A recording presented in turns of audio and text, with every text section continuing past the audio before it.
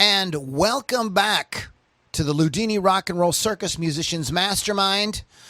We get together once a week. We talk about topics that interest musicians in terms of helping them grow a fan base. We get into things like their bio, stage presence, persona, brand, everything you can imagine, recording tips, songwriting pointers, things like that. Just anything. If you're a musician and you are scratching your head over something, the likelihood that we've covered it is very high, or going to cover it is very, very high here at the Ludini Rock and Roll Circus Musicians Mastermind. So welcome.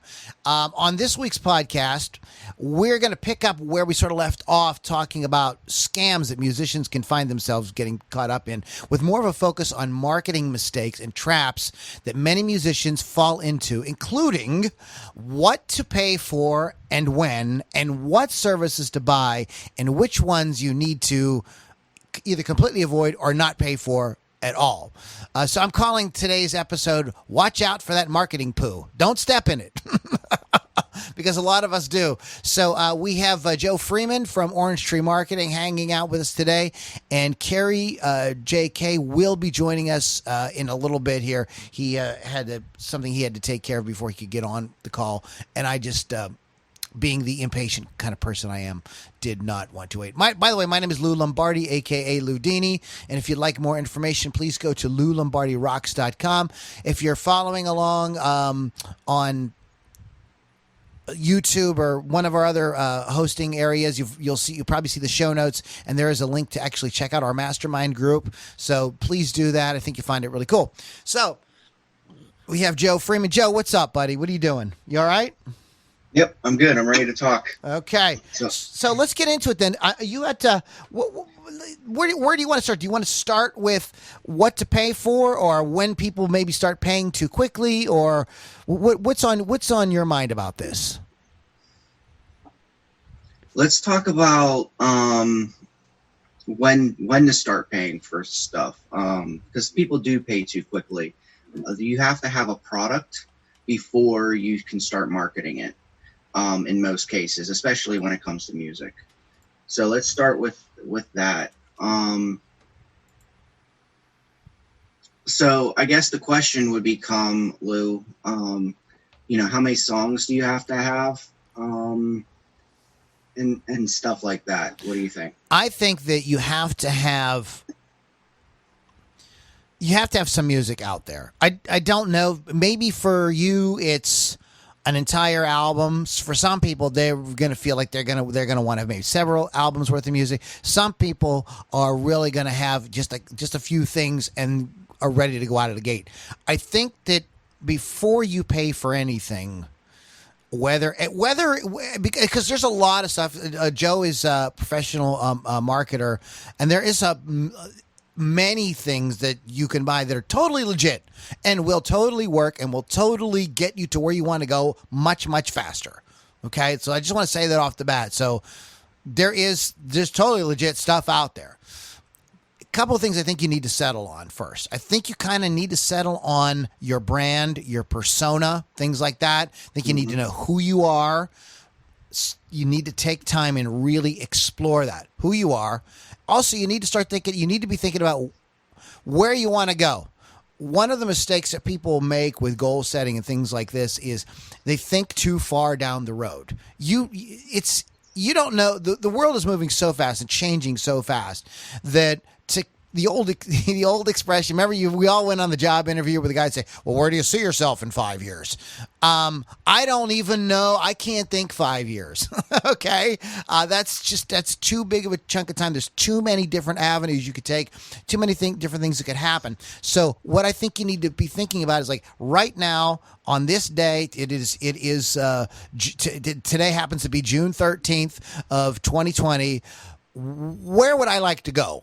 What seems kind of cool to me to be able to do, and in a relatively short amount of time, in a year, 18 months, what would I like to have in place that I think is realistic? You probably don't know the actual answer to that question, but making a sort of kind of educated guess is the first thing is the first thing you want to do with that. So you know who you are, then you've sat down, you've got some idea of kind of where you want to go. I want to have. I want to get 1,000 downloads a month on Spotify if that's important to you. That's another thing. What's important to you? Are a lot of downloads on Spotify important to you?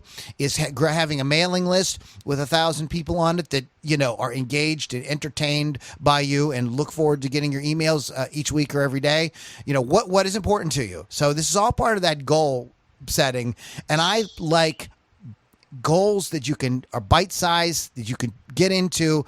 And because sometimes if you're looking at a 5-year goal, it's too easy to get discouraged. Maybe things change. Maybe your goal is to grow a Facebook group to 20,000 members, but in 2 years from now, Facebook is no longer a thing. We're all on TikTok or something. And people are like, Facebook, oh, that's like so yesterday. So that's why having a small goal like that, something bite-sized, something that will make a definite difference. I would say the goal I would pick would be to have 1,000, in 6 months, 1,000 people on an email list who are really into what I'm doing, who really like what I'm doing. But first you got to know who you are and what you're doing. And you got to, and then you have to have something to give those people. So you could hire Joe or me or anybody, or you could you go on Fiverr or whatever and start working with some kind of marketing team and build something up. But if you don't have anything for those people to kind of absorb music, a podcast, a blog that's really interesting and engaging or whatever, then don't start paying till you know who you are and what you're going to do. So the question is, how do you find out who you are and what you're going to do? Let's say that you're a beginning musician. Okay. And you're going to start creating music and you're like, okay, well, I know because of what people tell me, or if you don't know, I'm telling you now, you need an email list. You need people who are your fans who are interested in your music. You need to know your persona. You need to have an idea about what your music's about. And you have to have a platform somewhere where people are paying attention to you, listening to your music, getting you the exposure you need, learning what you're about. They are learning what you're about, but you're also learning what you're about. And so I would venture to say that if tomorrow, if I woke up with a musical bone in my body, which I could only pray, then what I would do is I would say, okay, I'm going to start playing the guitar and singing. Well, if I'm going to start playing the guitar and singing, how do I get people to, one, listen to me, and two, let myself develop that persona, develop that, what my music's about. And I would venture to say that you can't do that locked up in a room by yourself with no one listening, okay?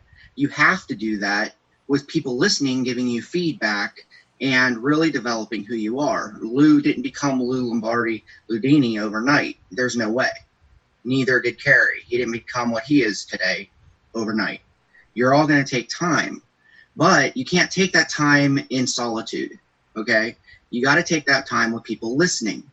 So if you're going to come to me and say, Joe, I want you to market my stuff. Okay, let me see your stuff.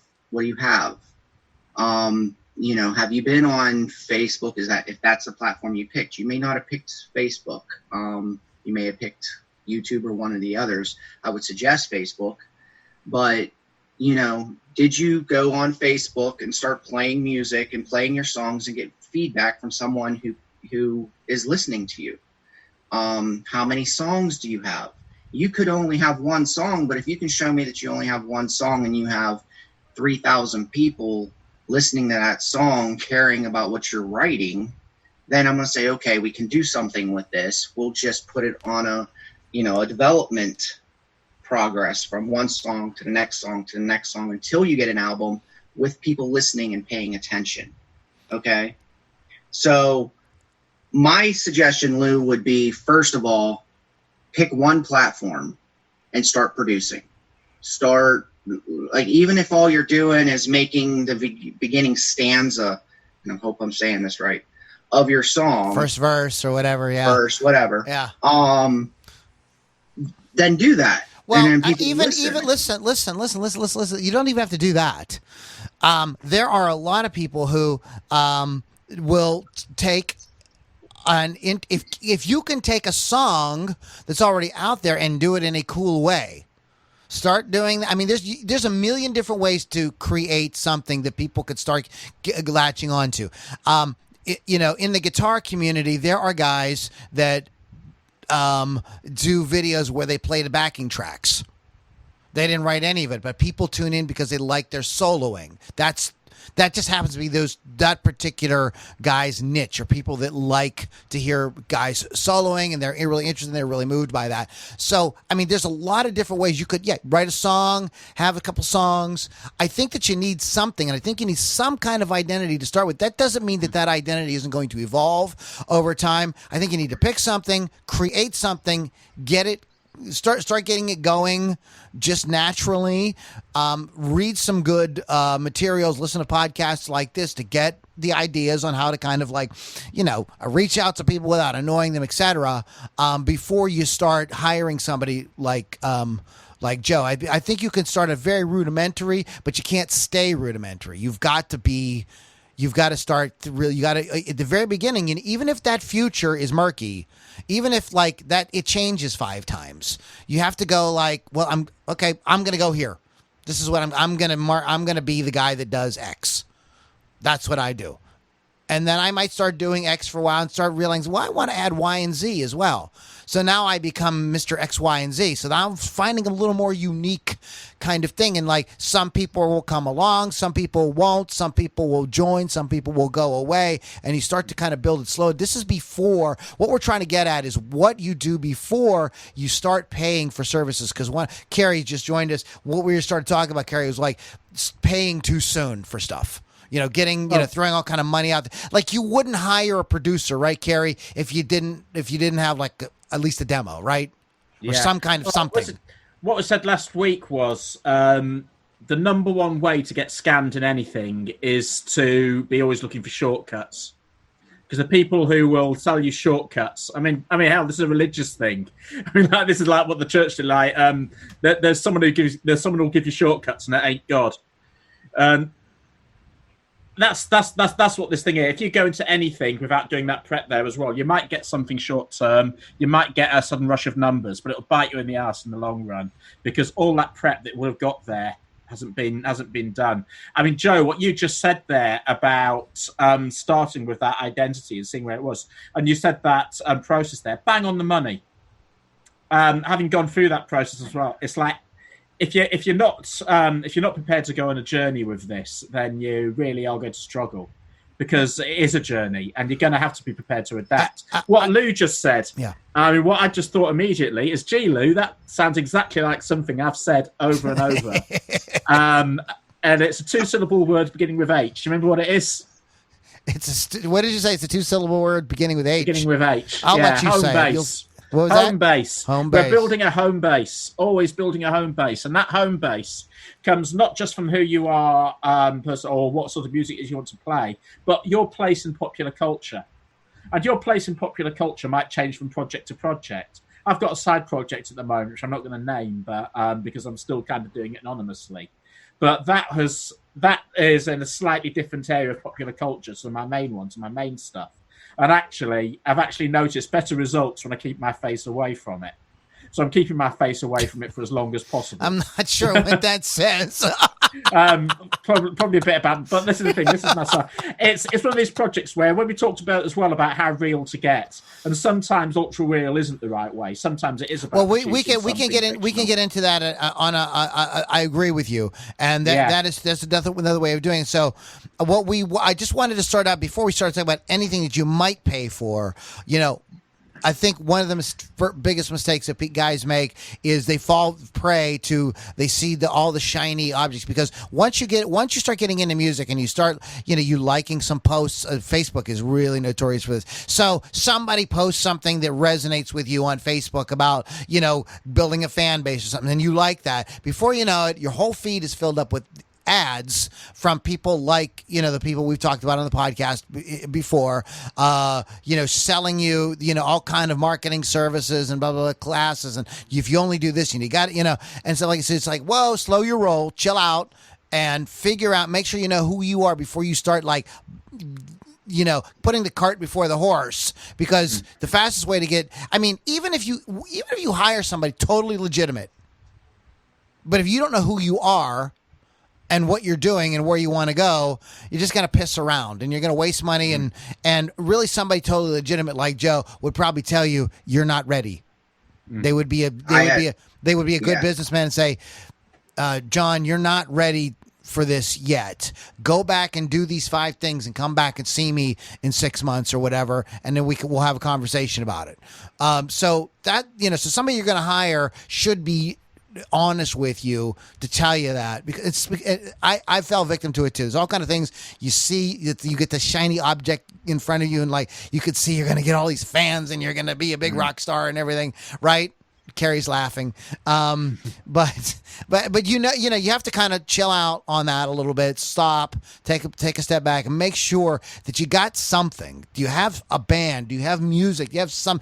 Maybe it is one song. Maybe it's half a song. Whatever. Start where you are and start building on that. Kind of get it going a little bit. There is no definite where it's right for me to kind of hire somebody may not be right for you. What's the pace at which you work? Maybe you wrote one song, but you write a song every day.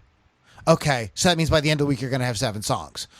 Me, I'm probably banging out a couple a month, maybe. So I don't work as fast. So my situation is different. So you have to kind of take all that into consideration before you just jump in and start paying for marketing and stuff. I say, and I think Carrie would agree with me on this, is like start with the music, right, Carrie? Like start playing music, start writing, start whatever it is you're going to do. Start improvising. If you're a jazz musician, start sit down with the standards and record some YouTube videos of you jamming, soloing over Autumn Leaves and My Funny Valentine, and like get yourself out there so people can kind of get an idea of what you're doing. Now you've created a little content, you've got something to kind of build on. Maybe that's going to be your thing, maybe it isn't, but you've got to start building something musical with what you're doing. So let's say let's move on.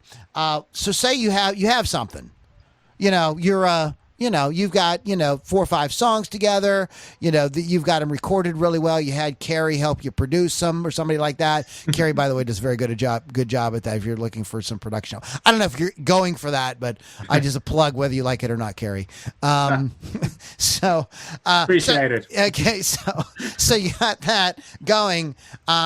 What do you guys think somebody might consider paying for or watch out for at this stage? So you got some music, and and some people like it. You're sharing it around on social media, just kind of doing your best, and maybe you got some likes on your YouTube, and so you're like, I really kind of I have some money to spend. I'd like to boost this thing up a little bit. I think I could, what should somebody consider at this point? Well, the first thing at this point, because we're talking about the product at this stage,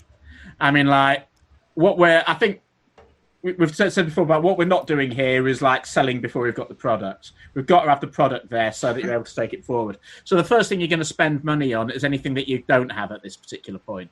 Now, you've already produced a good record. A big one is mastering. Mastering, actually getting the thing ready to sound great wherever everybody's going to play the thing. And mastering takes a long time to master, but it's also a specialist job in its own right. Okay, I need to ask you. Wait a minute, I want to clarify this because I'm hearing a lot of people tell me the exact opposite. That with software nowadays, that it is not this. It's because it was always this sort of like spooky, magical thing that they did to your album, and then it made it sound like awesome on the radio.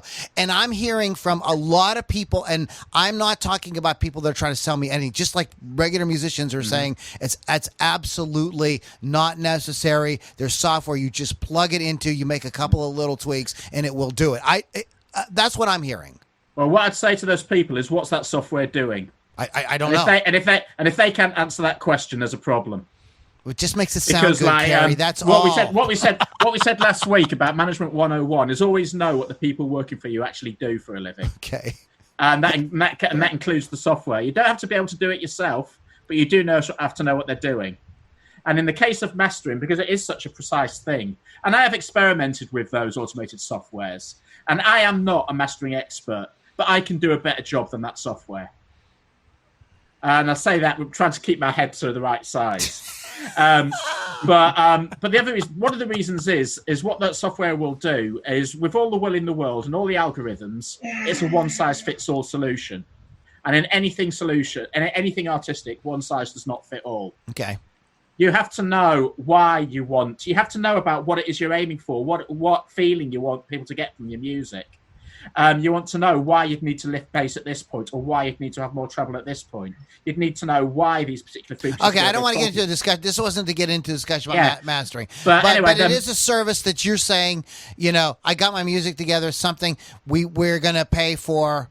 We are going to pay for some mastering, and or at least we're at least going to find out, do whatever it takes to at least know what it meant. And that might mean doing a course so you can do it yourself even. Or, the other thing is there's a lot of very good mastering engineers who are actually quite reasonable. Maybe you'll get at least one track done professionally so you know what your yardstick is. And so you've got someone you're working with.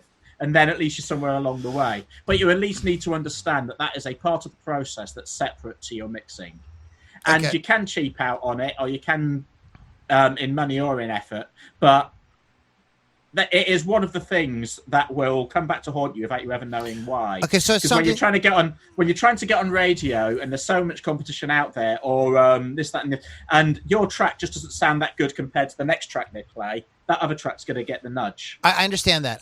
What we're trying to focus on, though, is not mastering, but I don't want people to pay for stuff. The idea is we don't want people to pay for stuff, A, that they don't need, period, or B, that they're not really ready to pay for. Yeah. Okay. So the songs are done and everything, and you do have it mastered. Let's just say that you either got a good friend to do it, or you took a course and you felt like it's pretty good and it sounds really good. Your music is done. You've got 4 or 5 songs that's ready to rock and roll. I want to bring some fans. I'm ready to I've got a handful of people that I know like me. I've gotten some people that I respect who I don't think were really bullshitting me or saying, no, it's pretty good. What do I do? Next thing is, what's your aesthetic? Because the web is a visual medium. And this is something that else I've had to learn the hard way, is that I like to be in control of things. And I do a lot of my own art, but I'm not a good artist. And there's times when that's actually hurt me. Because if I put anything visual next to my stuff, because people look at the visuals first, and it's not my strong point, then they'll probably end up assuming, well, his art's not that good, so his music can't be that good either. So maybe so something that would be a legitimate thing to maybe consider paying for would be a really good graphic artist. Yeah, but it has to be somebody who gets you.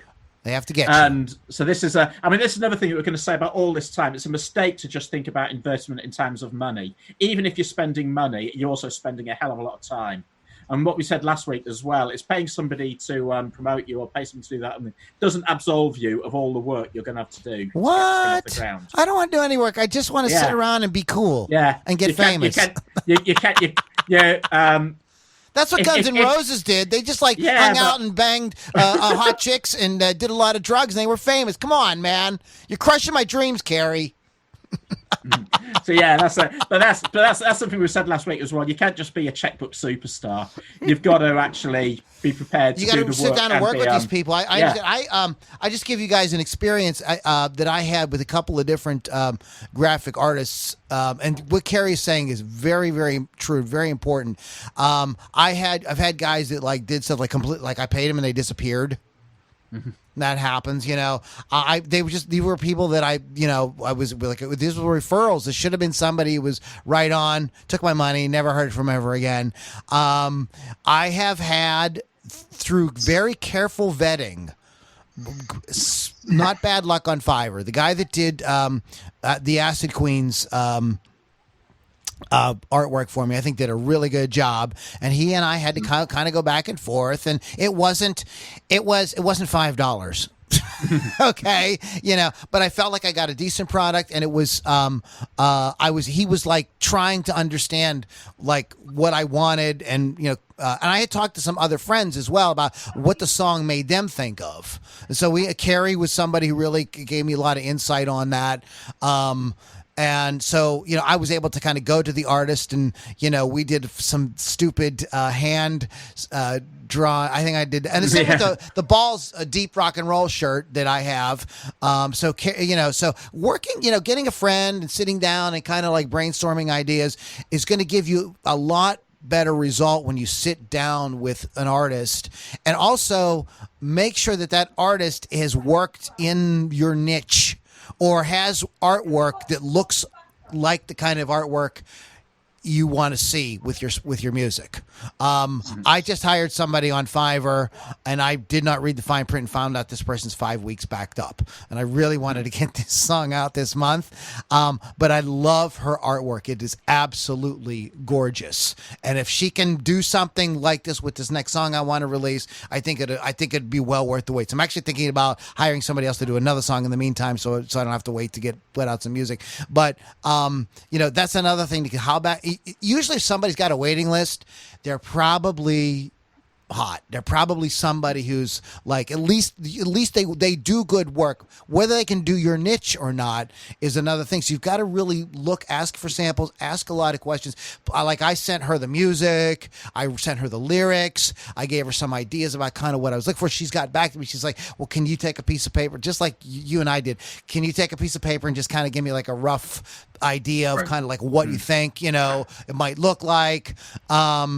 And she'll put her style on it. So there is, I think it is insanely important, because the thing, I just finished reading David Hooper's book, The Six-Figure Musician, and this is a theme in the whole book, and it is the feeling. Everything you put out with that music has got to communicate a feeling, and it's got to be consistent. So if your feeling is hell no, we won't go, or giant middle finger to society, or whatever your feeling is, if your feeling is love and relaxation, if your feeling is introspect, whatever it is, everything that you do, from the way you dress, the way you talk, the songs you write, your lyrics, the artwork is insanely important, because if you're going to do something with an advertisement with Facebook or something, you're going to have a picture there, and it's got to be something that's going to grab people's attention. We're visual. That's why there's a screen on everything. If we weren't visual, there'd be no screens, there'd be no YouTube. We wouldn't care about graphics. We would just be talking or reading or whatever. Insanely important. So that's what I would look for. You have anything you want to add to what to look for at a graphic artist? Joe.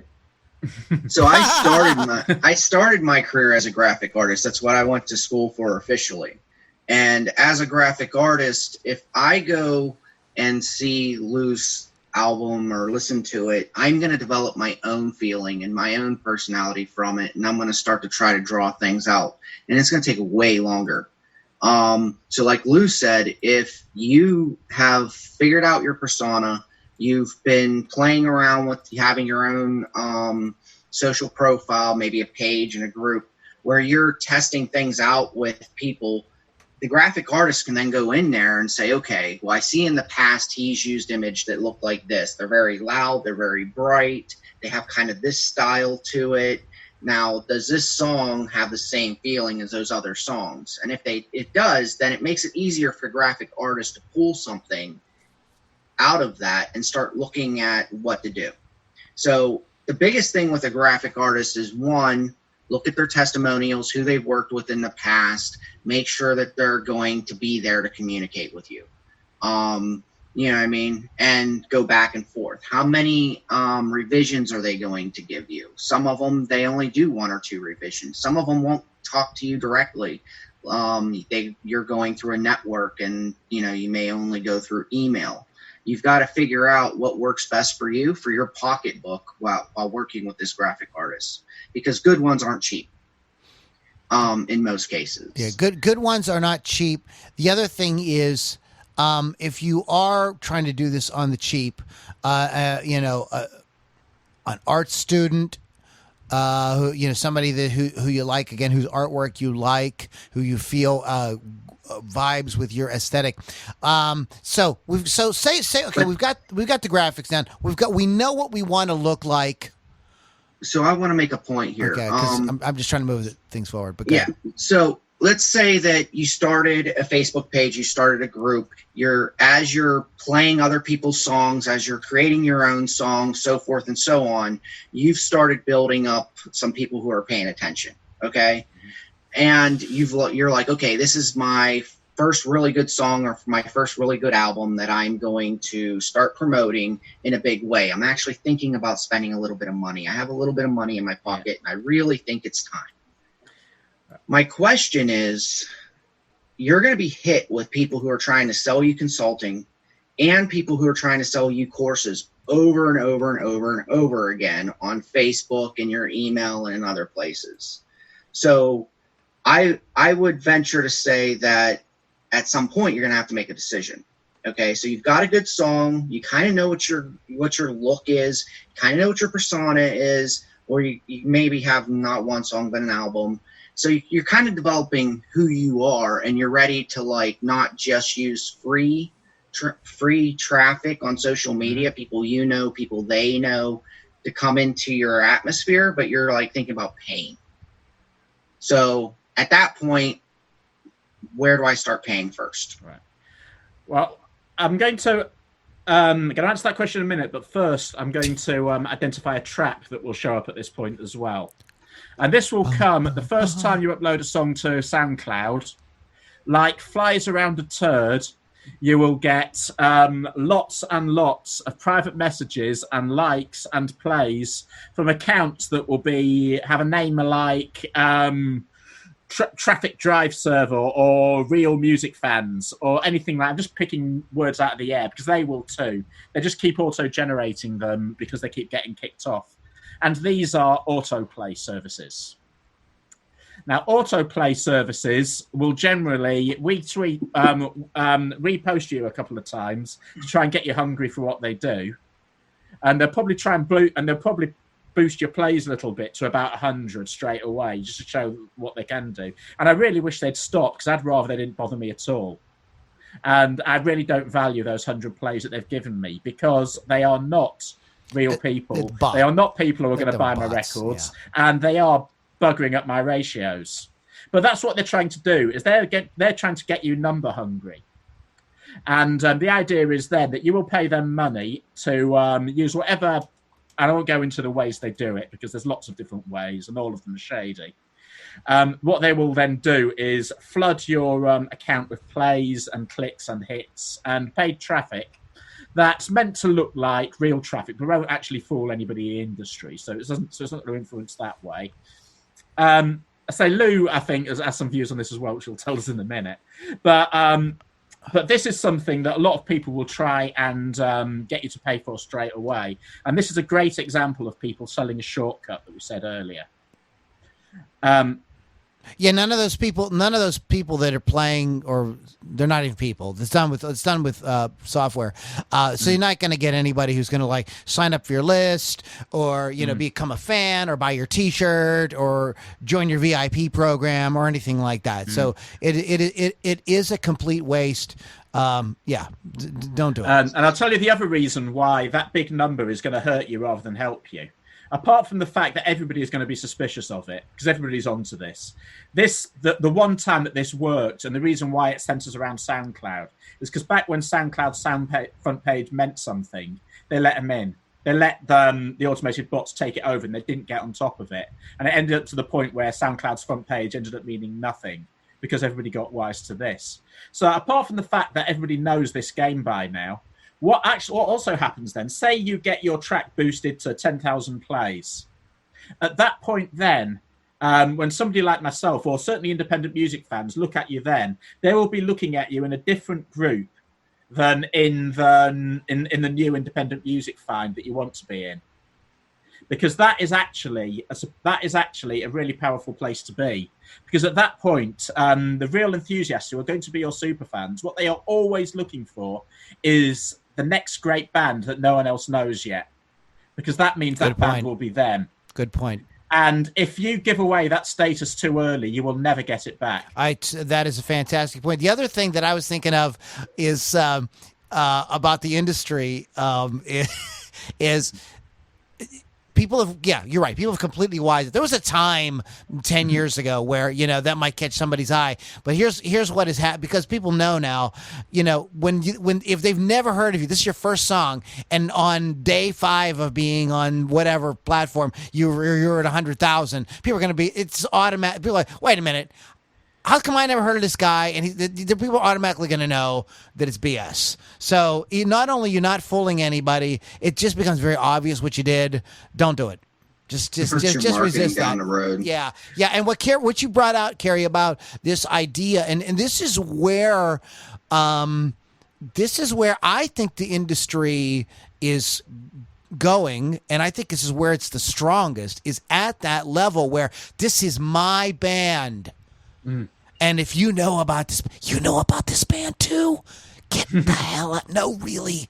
Oh my God, I love them. And this is when you can put out a kind of a cryptic T-shirt that only fans will know and you create this. So that can be insanely, that's what like made REM and Metallica and bands like that, like really powerful, even though they had zero radio support. At the time, radio support was like huge, and these guys had and they could pack everywhere because it was like this club that, like, you know, you got to be a part of, and you would meet other people at the shows, and they were really cool, and it was like a whole thing.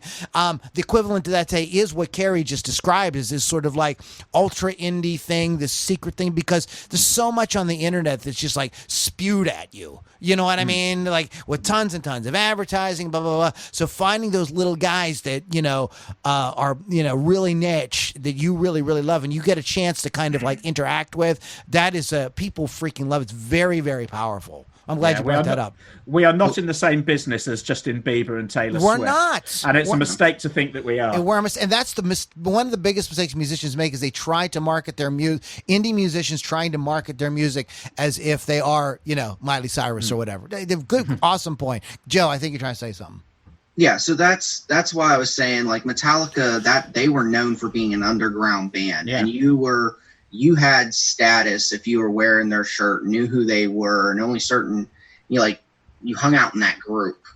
But that's why I also promote the idea of starting your own Facebook page, starting your own Facebook group, sharing your music, building up who you are to get people to identify with you, and then learning some basic marketing, like figuring out where do I list my music to get a little bit of attention, and start building up my list of people who are interested in what I'm doing.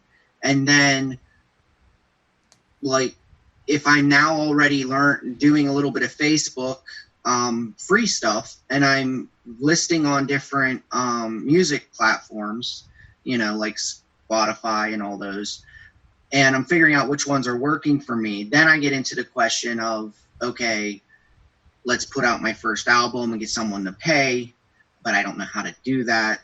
Or, hey, I want to share it I want to start doing Instagram and Pinterest and all these other places, and I'm not sure how to do that. At what point do I buy a course versus pay someone else? And Lou has his opinion on it, so let's get to this. I have my hand up. Ooh, Mr. Cartier. I think that you said I think you should invest in your education. Come on. You're in this business. Learn the freaking business. You know, every course I've ever taken, some of them have had some BS in them, of course, but every single course I've taken, I have learned something. I got a lot out of it's, you know, and you don't have to spend, there are $47 courses out there. Come on, you don't got $47 to put towards your business education. Learn a little something. So if you're thinking about doing something paid on Facebook, don't just do something paid. Go take a course. There are a million of them out there that will give you the basics, show you how to get into it. And what's nice about courses is very often they come with some support. So you can talk to either other members of the course, or you can talk to the person that makes the course, and you know, help kind of guide you through. Some will be more involved. The more hands-on, those will be more expensive. You know, ones that maybe, you know, for less money that maybe just offer a private Facebook group where, you know, people can ask questions and go back and forth and discuss their results and what works and what doesn't. That's going to be a little bit less money. Maybe you can work that way. Maybe that's totally fine for you. But you absolutely you need to invest. This is one of the things you should be paying for, in my opinion, right? Is learn. Look at my studio here. There's all these guitars and all these amps. There's probably $100,000. I shouldn't say that, you know, could tell people where I live, you know.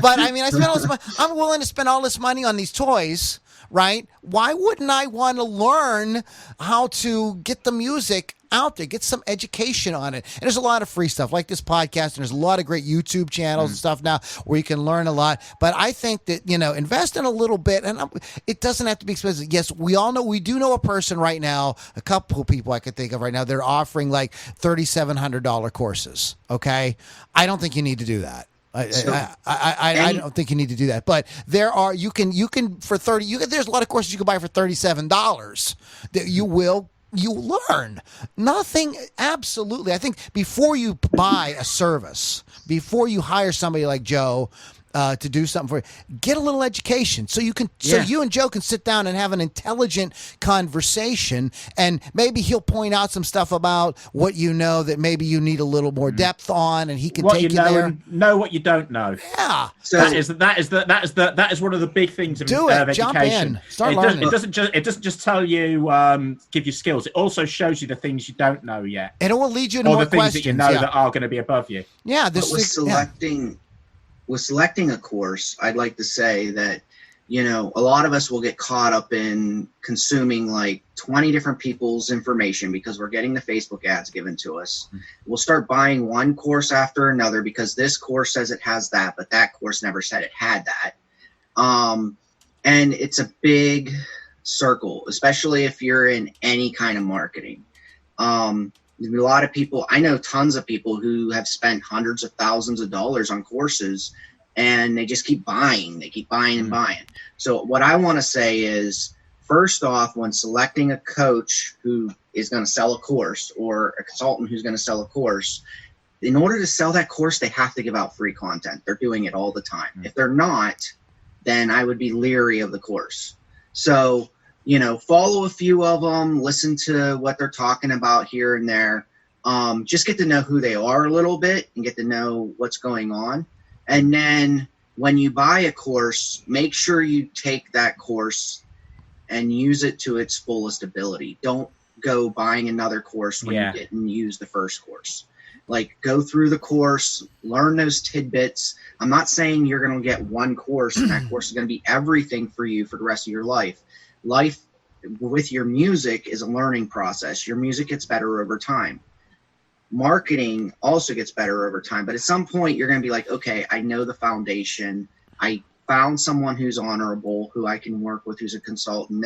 Let's now start working with them because I have that foundation. I know when they're bullshitting me in the call. You know what I mean? I can see what they're supposed to be doing, and if they've been doing that, or if they've done that with other musicians, therefore now I'm going to hire a consultant. But yeah, I do agree. Start with a course, but make sure you follow them and get the free stuff for a while first. You can get so much from freebies. Yeah, you can get. You can get a lot. You can for sure. Go ahead. There's even sites like Futurelearn. I don't know if that's just a British thing or if you have it or something similar. But what Futurelearn does here in the UK is all the universities around. I think there's some international ones too, so it might be international.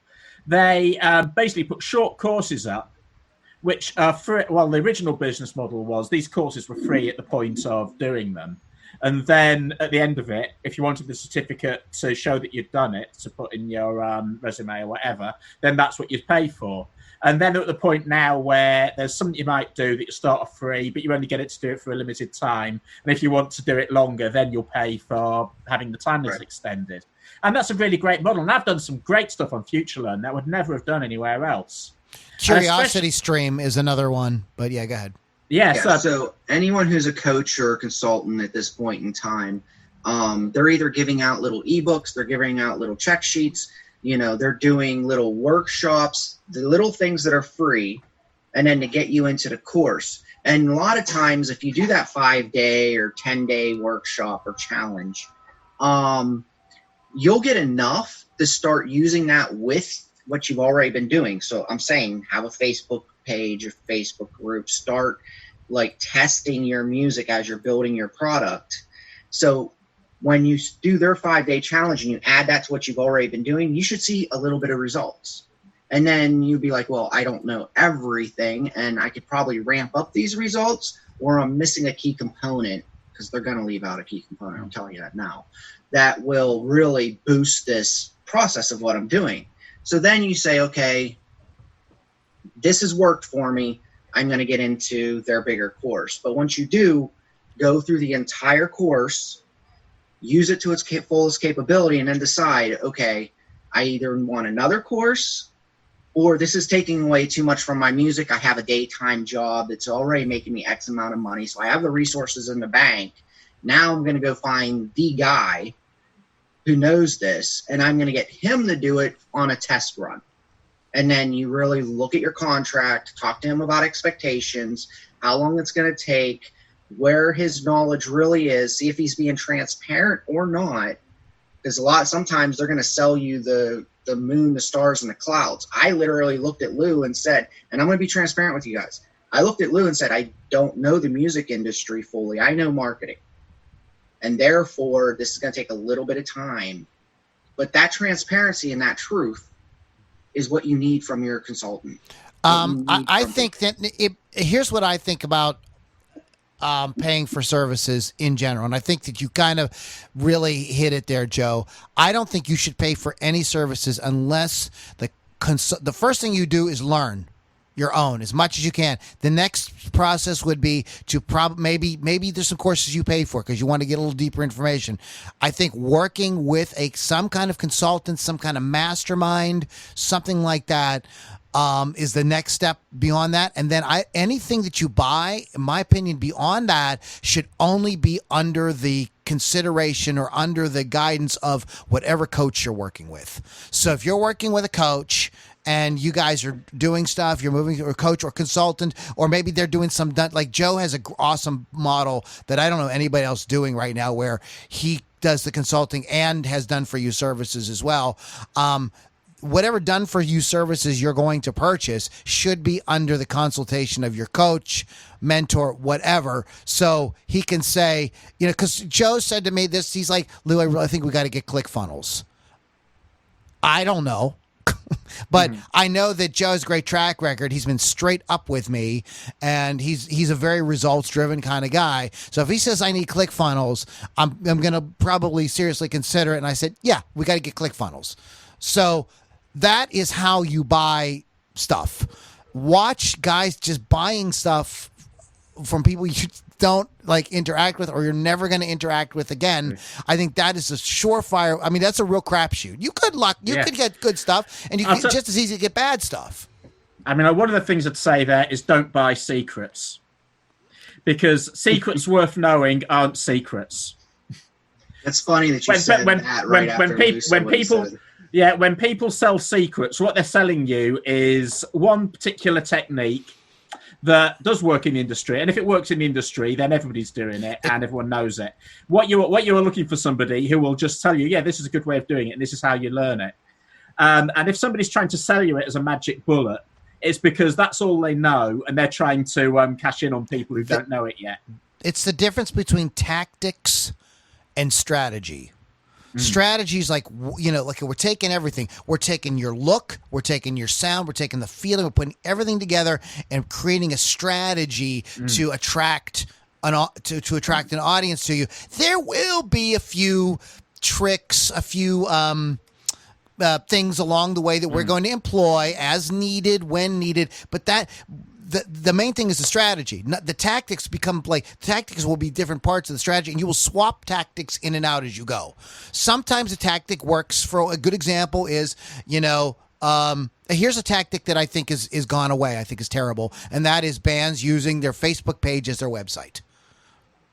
Okay, that was a tactic. Oh, I have a free website. All I got to do is make a Facebook page. Well, Facebook pages are terrible. They load slow, right? Carrie and I've talked about this. They're completely, and I hate when bands send me music they want me to play, and I go to their quote unquote website, and their stupid Facebook page. Their pages are noisy and all kind of crap all over them. They're awful. That was a tactic that worked at one time. Is completely useless now. So tactics will they'll get swapped in and out. Facebook ads. That's a tactic right now. But that isn't your whole. That's a part of the strategy. That isn't the whole. That isn't the whole thing. You don't just throw up a Facebook ad and get rich. You create a strategy. Facebook ads is part of it. Your website's part of it. Putting out how often? I'm putting out a song every once a month. I have awesome graphic artists who really gets my music. So you bring all these things together to create a whole strategy. A good coach, mentor. Somebody who's also, maybe does some done for you stuff. Somebody who's running your email list, they have to understand this. They have to be working with that. If that is not their model, if they're just like, hey, you can add 20,000 people to your Facebook page tomorrow. No. Yeah. It's just no. I want to say something here because Lou kind of contradicted something I said earlier. Oh, no, I'm sorry. I didn't mean There's a purpose. There's a reason for that. Okay. Sorry. So I do want, if you're a beginning musician, I want you to start with a Facebook page and a group as your coach, because you need somewhere to get your message out, get people to listen and pay attention.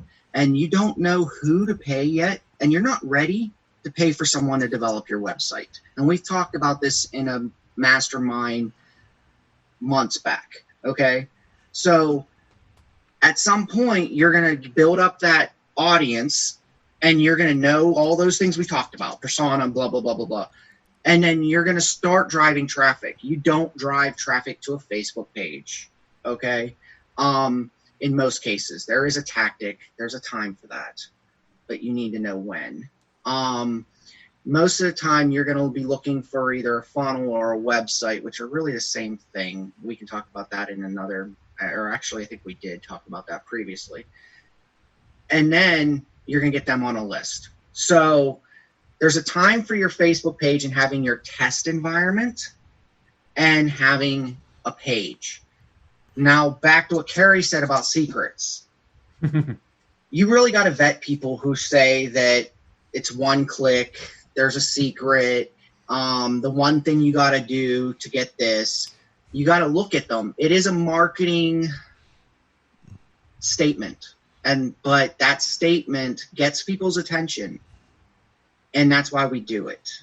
So we sell them the big thing that they think they need, or the trick they think they need, and then on the back end, if we're good coaches and consultants or course creators, we know they need something else. So we add that to our course. So if you look at the course overall, you're going to find that, hey, these other things are in there if they're a good coach, consultant, or course creator. However, you need to vet them, because just like there's a million musicians out there these days, because it's easier to get online and be a creator rather than a consumer, then there's also millions of coaches, consultants, and course creators. So it's up to you to vet those people and not just buy on your emotion at the time that you're watching the webinar, especially. Or the time you see a video, okay? Yeah, because you can get all excited on a webinar. Yeah, there'll be the countdown there. Like, if you... I'm always like, oh, I need this other thing. And my wife's like, you really? Like, don't you know that? And I'm like, yeah, I kind of do. Why do I? Yeah, the other thing that happens with I want to say a couple things. First of all, I want to clarify something. I didn't just get ClickFunnels because I follow Joe, and whatever Joe says, I do.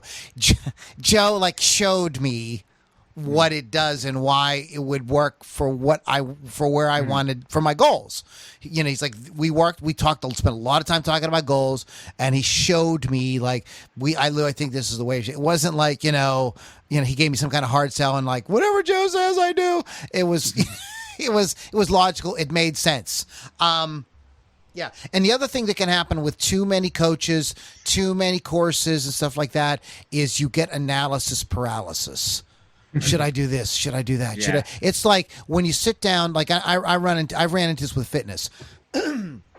I got really awesome results with Tim Ferriss's 4-Hour Body. Awesome results. But that started to level off, so I started reading other books and stuff, and I started messing around with keto. Then I messed around with intermittent fasting. You know what I did? I became a big fat ass. All I did was gain weight, screw up my metabolism, made myself sick. So you know what I've done? I've thrown all that out, and I went back to what worked. Then that's Tim Ferriss's book. It works for me. I'm not here to preach Tim Ferriss. I'm just saying it just worked for me. So something's working for you. Stick with that. Like, don't be lured away by some sort of promise. You know, sometimes we do.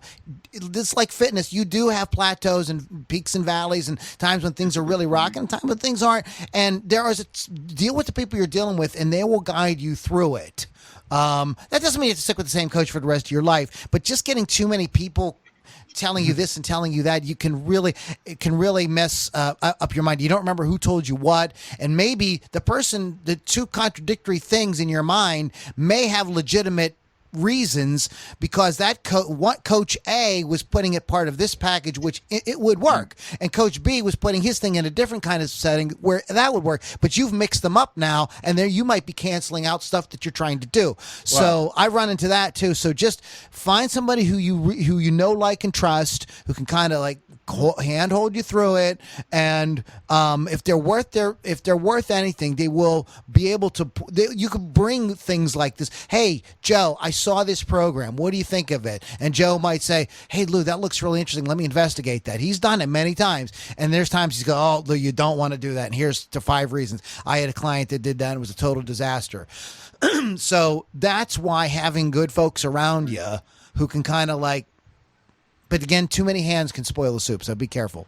Yeah, I mean, bear in mind, though, that contradiction you just mentioned, that is actually part of the process. Yeah.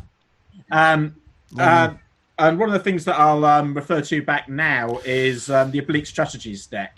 Have we ever mentioned that? What did you say? The Oblique Strategies deck was made by Brian Eno and Peter Schmeit, I think was the other guy, the psychologist that he worked with. And we know who Brian Eno was, one of the great producers of all time. The Unforgettable Fire. Yeah. But what the Oblique Strategies deck is, and it's been developed over time, is it's a deck of cards, and on each one there is an instruction, an aphorism, whatever it is, but a short phrase. And some of them are directly musical, and some of them are completely random. That's why it's the Oblique Strategies deck and not just the Strategies deck. Because the point of that card isn't just to tell you what to do. The point of the card is to make you think about how you're doing it. And so when you look at that card, you'll then read that, and it won't just tell you directly what it is. You've got to think about whether it's relevant to the thing you're doing at the moment, how you can make it relevant thing you're doing at the moment, or if it's just not relevant, you should just get rid of it. But even if you just get rid of it, you've thought about it. And that action of thinking about it is what's going to have taken you out of whatever it was you're doing before that might not have worked so well, and it's made you think critically about what you're going to do going forward. So sometimes, actually, that analysis paralysis is basically when you're reading books instead of doing what you're meant to be doing. Right. But sometimes that little bit of confusion is actually your friend if it makes you act on it on something in a different way. But every road, whatever it is, should be leading to acting on something. Very good point. Joe nailed it when he said that all these courses, you can buy 100 courses, and every one of them is useless if you don't act on them. Right. Make sure you go through the process that they're teaching you and take action. And you'll find that you're going to be like, well, I did that, and that's really not me. I struggled, and, I just couldn't. It wasn't me. But there's going to be parts you pick up that, like, you're totally going to be able to gravitate towards, and you're like, that was me. And even if these other things aren't, I can get someone else to do those now that I understand it. Or I can say that, it's not really necessary for me. These other things that really are me will bring the people that I need to me because I'm working from my reality, where I'm coming from, and those people identify with the same reality. I think you said something really good there. What works for me? Because there's just certain things you're just not going. We're all different. There's certain things that, for whatever reason, I'm just not going to do. I'm just not. They're like, I just can't do that. So if it really, really, really, really needs to be done, then Joe and I will sit down and say, we got to get somebody to do this thing. or I'll do it for you, Lou, or whatever. Right. Or maybe you don't really need to do that thing. That can be done in a different way that suits my way I like to work better, or my schedule, or whatever better. So you have to keep. I think that's a really good point. I like where this went. We went from, kind of like talking about when or do you even start thinking about marketing, let alone paying for anything, and then how do you actually get to the point where you might be paying for stuff? And I think that under the umbrella of and under the sort of tutelage or guidance of some really good coach that you know, like, and trust to kind of help guide you through as you go, as opposed to just willy-nilly buying this service or that service, or just going to Fiverr and Googling, music promotion. Do that sometimes. You guys should do it. It's freaking hilarious. I mean, the promises that are made are out of this world. For $5, I will, I'll make you, famous in 3 weeks. It's insane. Not to knock Fiverr, because there's a lot of legitimate people doing business, and I've had mixed results on Fiverr. Not from just because I sometimes didn't vet people properly or whatever. I wanted to buy something super cheap.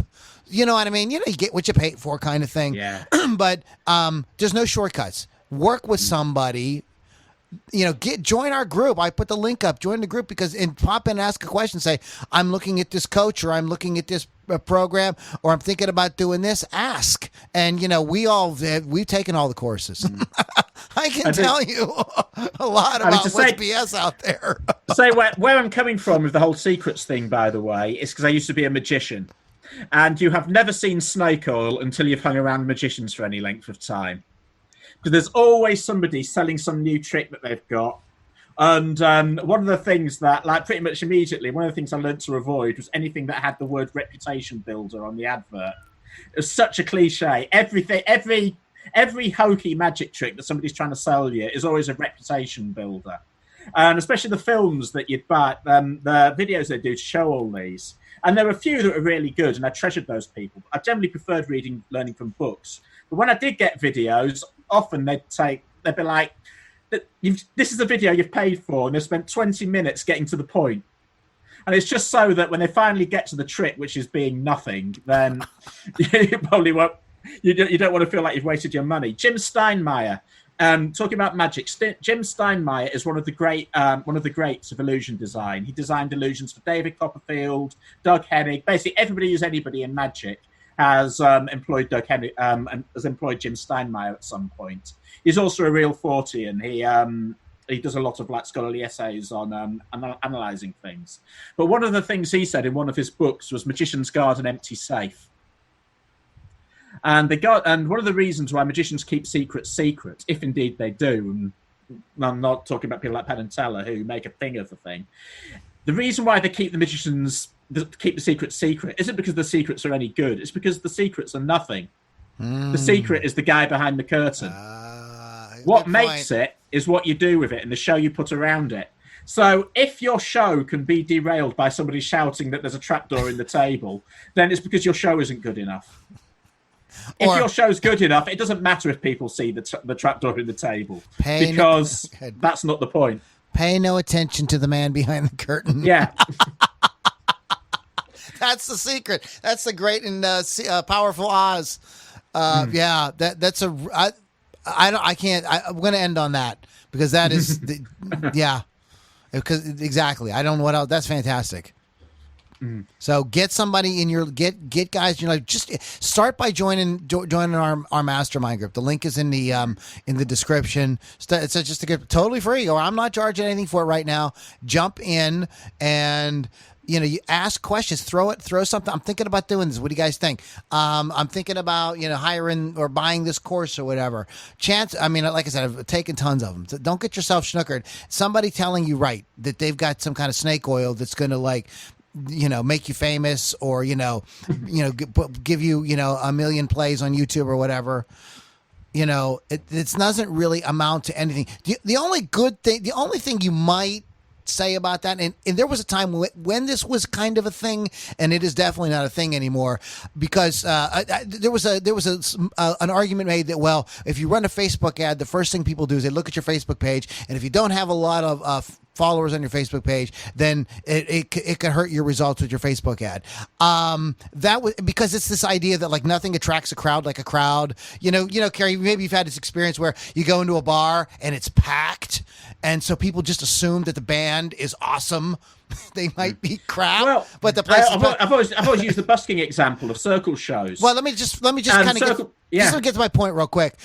Was that they would so you go in and people make the assumption because there's a lot of people there that they must be good, and this was the sort of thing that followed into social media with people trying to add 1 million people to Twitter and blah blah blah blah blah. But that is no longer really a thing. I don't think people even do that, especially with the mobile world. If you ever run a Facebook ad and you put a link for people to click, they click that. They're either going to click that link. They're not going to do. They don't have time to do a bunch of research on you. They're going to see what you have to say. If it looks interesting, the photo's cool, the message is cool, they're going to click the link. So even stuff like that, I don't. There's no magic. Quick. Do the thing. It's about feeling. It's really about what that ad makes you feel, and if you identify with it, if you have that problem at this time, if you're feeling that hurt or you're feeling that desire, and then sending them to a page that looks like it has authority, and following the conversation and truly convincing them that this is what they need at this time. Yeah. So don't get caught up in trying to buy anything like that. That's just not gonna. That's not ultimately. That doesn't lead to anything. Let's go ahead. We need to wrap up. What do you guys go ahead, Joe, give us your final thoughts. Yes, I've pretty much said everything I need to say. On the secrets thing, if they're promoting that it's a secret or a quick fix, make sure you do your research. Get their free stuff. Look at what the course all entails. Look at their testimonials. Look at their community. See what's going on. They're really bad people are saying they have secrets, and you just don't want to go there and spend your money. And there's some people who know that marketing wise, it's the thing that's going to get your attention. But as far as following up with me or anyone else here, I like what Lou just said. This mastermind is where we really put it all out there for you, and we'd love interaction. So please join the mastermind, come in here, ask questions, and we're here for you. Carrie, final thoughts? Anything you want to add before we go? I think we've said it real well today. Basically, all I'd say is that don't confuse time as a substitute for effort. You're going to need, or money as a substitute for effort. You're going to need both. Yeah. Right. Yep. And you can find out more information at LouLombardiRocks.com. Carrie, how do people find you again? kjkmusic.co.uk. And Joe? Go to LouLombardiRocks.com. I help monitor that. If you need me, just call me out by name. Excellent. All right, guys, thanks for hanging out. Really cool discussion today. Feel really good about it. I think we gave some great content. Don't get fooled. Don't get fooled again. All right. We'll catch don't get fooled the first time. Well, no, wait a minute. Now you want the impossible, Carrie. Don't smirk because you've been fooled. We all have. It happens to the best of us. Hey, guys, have a great week. We'll catch you on the next Ludini Rock and Roll Circus Musicians Mastermind.